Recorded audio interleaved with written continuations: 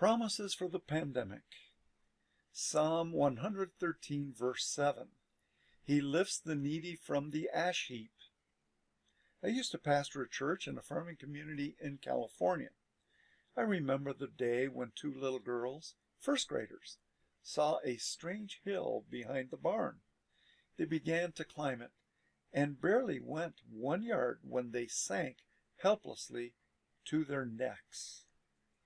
The screaming brought out the mother of one of these girls, who then tugged and pulled them from the sucking nature of the manure pile. For the last 2.5 months, I have been meditating over Psalm 113:7.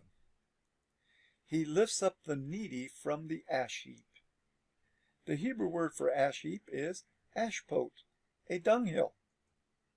The picture presented in this verse is of a person who is stuck in a disgustingly horrible situation. Retranslated, the verse should read, He lifts the needy from the dunghill. An obvious metaphor. The dunghill represents the disgusting nature of the situation and your opinion of it. The Communist China Party virus has plunged you and many Americans into a quagmire from which it will take years to recover.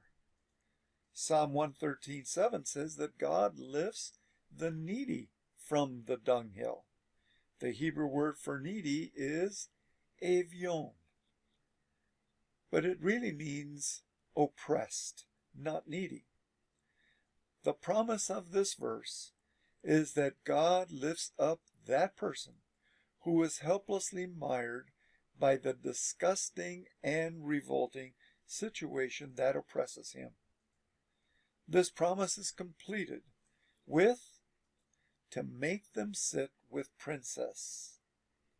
This is God's purpose for your trial and your deliverance.